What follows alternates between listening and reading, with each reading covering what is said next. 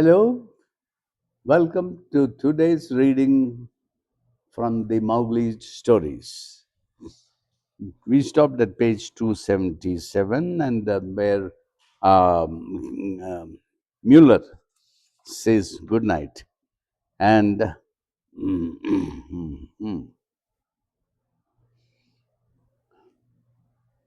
it was it was midnight in the bungalow a week later when Abdul Ghaffur, ashley grey with rage, stood at the foot of Gisborne's bed and whispering bade him awake. Wake up, master, wake up. Up, Sahib, he stammered. Up and bring my gun. Mine honor is gone. Up and kill before any see. So Abdul Ghaffur wants Gisborne to take his gun and shoot him because his honor is gone. The old man's face had changed so that Gisborne stared stupidly. It was for this then that jungle outcast helped me to polish the sahib's table and drew water and plucked fowls. So that jungle outcast is the Mowgli has done all this. Clean, polished his sahib's table, drew water and plucked fowls. They have gone off together for all my beatings, and now he sits among his devils, dragging her soul to the pit. Up, Sahib, and come with me. So Gafur is pleading with Gisborne to come with him. He thrust a rifle into Gisborne's half vacant hand and almost dragged him from the room onto the veranda. They are there in the rook, even within gunshot of the house. Come softly with me. But what is it? What's the trouble, Abdul? Asked Gisborne. Mowgli and his devils. Also my own daughter, said Abdul Ghaffur. Gisborne whistled and followed his guide.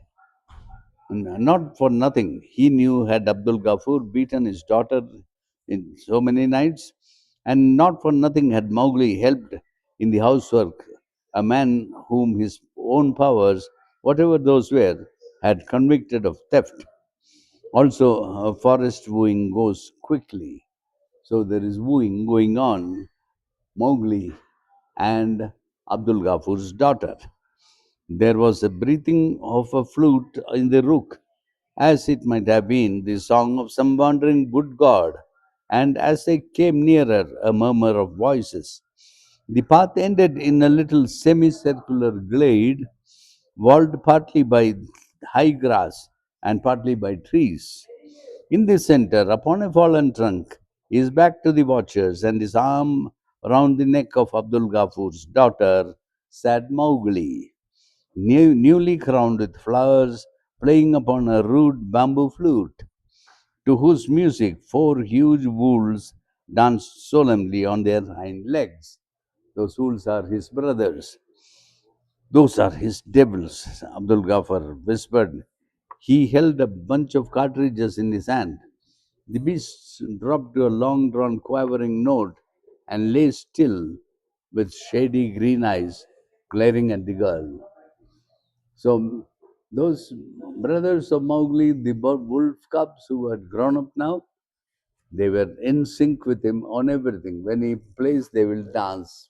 They'll do every command of his. Behold, said Mowgli, laying aside the flute, is there anything of fear in that? I told you, little stoutard, that there was no fear, and you didn't believe. Your father said, and oh, if you could have seen your father being driven by the road of the Nilgai, your father said that they were devils. And by Allah, who is your God, I do not wonder that he so believed. So that was done by the same wolf brothers of Mowgli. The girl laughed a little rippling laugh, and Gisborne heard Abdul grind his few remaining teeth. This was not at all the girl that Gisborne had seen with a half eye slinking about the compound, veiled and silent, but another, a woman full blown in a night as the orchid puts out in an hour's moist heat. But they are my playmates and my brothers, children of that mother that gave me suck. And I told you behind the, as I told you behind the cookhouse, Mowgli went on. Children of the father that lay between me and the cold, at the mouth of the cave when I was a little naked child. Look, so he's harking back to that moment when he, as a little baby, was brought into the cave, and the mother, with her own cubs and this little human baby, they were all sucking milk from the mother, and the father was at the mouth of the cave, blocking out the cold and protecting them. When I was, look, a wolf raised his grey jowls, slavering at Mowgli's knee. Look, my brother knows that I speak of them. Yes, when I was a little child, he was a cub rolling with me on the clay.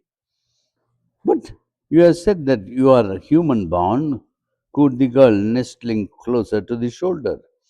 You are human born, aren't you? Said, yes. No, I know I am a human born because my heart is in your heart. And in your hand, little one. Her head dropped under Mowgli's chin. Gisborne put up a warning hand to restrain Abdul Ghaffur, who was not in the least impressed by the wonder of the sight. But I was a wolf among the wolves, nonetheless, till a time came when those of the jungle bade me go because I was a man. Who bade you go? That is not like a true man's talk, says the girl. The very beasts themselves, little one, though you would never believe that telling, but so it was. The beasts of the jungle told me to go, but these four followed me because I was their brother. Then was I a herder of a cattle among men, having learned their language. Ho ho, the herd spade told to my brothers, till a woman, an old woman beloved, saw me playing by night with my brethren in the crops. They said I was pressed by devils, and drove me from that village with sticks and stones. And the four came with me by stealth and not openly. That was when I had learned to eat cooked meat and to talk boldly. From village to village I went, heart of my heart, a herder of cattle, a tender of buffaloes, a tracker of game, but there was no man that dared lift a finger against me twice. So he was lost, and he had to go from place to place to make find his things. He stooped down and patted one of the heads. Do you also like this? There is neither hurt nor magic in them. See, they know you. The woods are full of all manner of devils, said the girl with a shudder.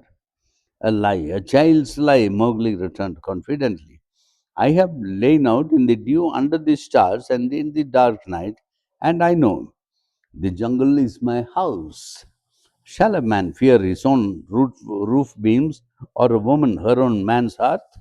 Stoop down and pat them. They are dogs and unclean, she murmured, bending forward with averted head. Having eaten the fruit, now we remember the laws, said Abdul Ghaffar bitterly. What is the need of this waiting? Sahib, kill. So Abdul Ghaffar is impatient for all these things, and he wants to kill. Hush, you let us learn what has happened, said Gisborne. That is well done, said Mowgli, slipping his arm round the girl again. Dogs or no dogs, they were with me through 1,000 villages. Ahi, and where was the heart then? Through 1,000 villages, you have seen 1,000 maids, and have I your heart? What shall I swear by? By Allah of whom you speak as? No, by the life that is in thee, and I am well content. Where was your heart in those days? Mowgli laughed a little. In my belly, because I was young and always hungry. So I learned to track and to hunt, sending and calling my brothers back and forth, as a king calls his armies. Therefore I drove the Nilgai for the foolish young Sahib, and the big fat mare for the big fat Sahib. When they questioned my power, it was as easy to have driven the men themselves. Even now, his voice lifted a little. Even now I know that behind me stand your father and Gisborne Sahib. Nay, do not run, for no 10 men dare move a pace forward. Remembering that your father beat you more than once, shall I give the word and drive him again in rings round the rook? A wolf stood up and bared his teeth. The moment he says that the wolf is ready to obey, Gisborne felt Abdul Ghaffur tremble at his side. Next, his place was empty, and the fat man was skimming down the glade. So Mowgli says, even at this moment, I know your father and Gisborne are behind us. Shall I send him running around the bush? By then, the Abdul Ghaffur has run away. So remains only Gisborne Sahib, said Mowgli, still without turning. But I have eaten Gisborne Sahib's bread, and presently I shall be in his service, and my brothers will be his servants to drive game and carry news. Hide you in the grass. So he tells the girls to hide in the grass. The girl fled. The tall glass closed behind her, and the guardian wolf that followed, and Mowgli, okay, behind her and the guardian wolf that followed her, and Mowgli turning with his remaining wolf. So there are four wolf brothers of Mowgli. One of them followed the girl to protect her, and Mowgli with his three wolves faced Gisborne as the forest officer came forward. That is all the magic, he said, pointing to the three. The fat Sahib knew that we who are bred among bulls run on our elbows and our knees for a reason. Feeling my arms and legs, he felt the truth which you did not know. Is it so wonderful, Sahib? Indeed, it is all more wonderful than magic, says Gisborne. These then drove the Nilgai? Yes, they did it. As they would drive Iblis if I gave the order. They are my eyes and feet to me. Look to it then that Iblis does not carry a double rifle. They have yet something to learn, your devils, for they stand one behind the other, so that two shots will kill the three. Ah, but they know they will be your servants as soon as I am a forest guard. Guard or no guard, Mowgli, you have done a great shame to Abdul Ghaffur. You have dishonored his house and blackened his face. For that it was blackened when he took your money, and made blacker still when he whispered in your ear a little while since to kill a naked man. I myself will talk to Abdul Ghaffur, for I am a man at the government service with a pension. He shall make the marriage by whatsoever right he will, or he shall run once more. I'll speak to him in the dawn. For the rest, this Sahib has his house and this is mine. It is time to sleep again, Sahib. So Mowgli says, this is my house and you have your house, and it is time to sleep. Mowgli turned on his heel and disappeared into the grass, leaving Gisborne alone. The hint of the wood god was not to be mistaken, and Gisborne went back to the bungalow where Abdul Ghaffur, torn by rage and fear, was raving in the veranda. Peace, peace, said Gisborne, shaking him, for he looked as though he were going to have a fit. Miller Sahib has made the man a forest guard, and as you know, there is a pension at the end of that business, and it is government service. He is an outcast, a mlech, a dog among dogs, an eater of carrion. What pension can pay for that? Allah knows, says Gisborne, and you have heard that the mischief is done. Would you blaze it to all other servants? Will you make the shadi swiftly? Would you like everyone to know about it? So make the shadi swiftly, and the girl will make him a Mussalman. He is very comely, he is very handsome. Can you wonder that after your beatings she went to him? Did he say that he would chase me with his beasts? So it seemed to me, if he is a wizard, he is at least a very strong one, said Gizban. Abdul Ghaffur thought a while and then broke down and howled, forgetting that he was a Mussulman. You are a Brahmin. I am your cow. Make you the matter plain and save my honor if it can be saved, he says. So a second time, then Gizban plunged into the rook and called Mowgli. The answer came from high overhead and in no submissive tones. Speak softly, said Gisborne, looking up. There is yet time to strip you of your place and hunt you with your wolves. The girl must go back to her father's house tonight. Tomorrow there will be Shadi by the Mussalman law, and then you can take her away. Bring her to Abdul Ghaffur. I hear, says Mowgli. There was a murmur of two voices conferring among the leaves. Also, we will obey for the last time, says Mowgli and the girl. A year later, Muller and Gisborne was riding through the rook together talking of their business. They came out among the rocks near the Khaniye stream, Muller riding a little in advance, under the shade of a thorn thicket. Sorry, under the shade of a thorn thicket. Sorry, under the shade of a thicket sprawled a naked brown baby, and from the brake immediately behind him peered the head of a grey wolf. Gisborne had just time to strike up. I'm sorry, I'm making mistakes.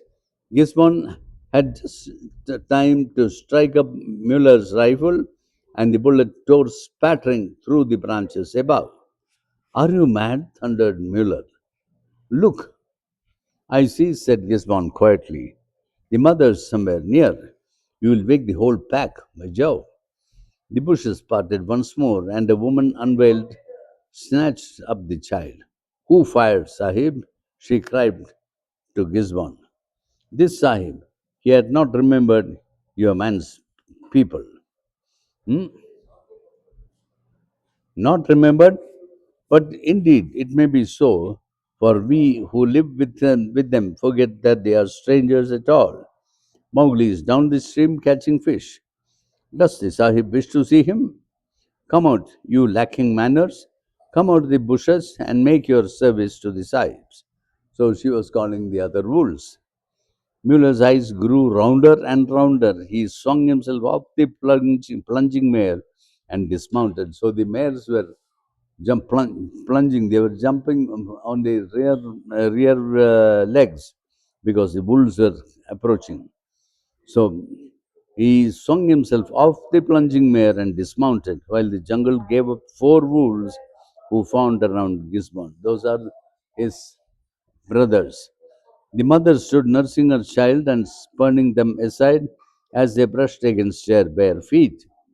You are quite right about Mowgli, said Gisborne. I meant to have told you, but I have got so used to these fellows in the last 12 months that it slipped my mind, says Gisborne. Oh, don't apologize, said Miller. It is nothing. Got in, got in Himmel, and I work miracles, and they come off too. So Mueller and Gisborne are face to face with Mowgli's wife and child. Then there is a poem here, The Only Son. She dropped the bar, she shot the bolt, she fled the fire anew, for she heard a whimper under the sill, and a great grey paw came through. The fresh flame comforted the hut and shone on the roof beam, and the only son lay down again and dreamed that he dreamed a dream. The last ash fell from the withered log with a click of a falling spark, and the only son woke up again and called across the dark. Now was I born of womankind and laid in a mother's breast, for I have dreamed of a shaggy hide whereon I went to rest. And was I born of womankind and laid on a father's arm, for I have dreamed of clashing teeth that guarded me from harm.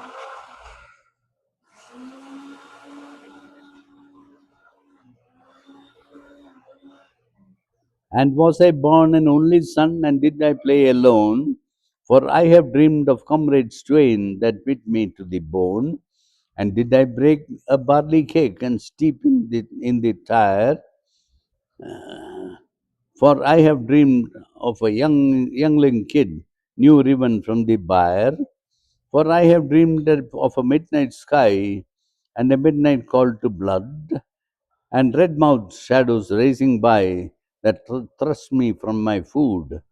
It's an hour yet and an hour yet to the rising of the moon, but I can see the black roof tree as plain as it were noon. It's a league and a league to the Lena Falls where the trooping back blackbuck go, but I can hear the little fawn that bleats behind the door.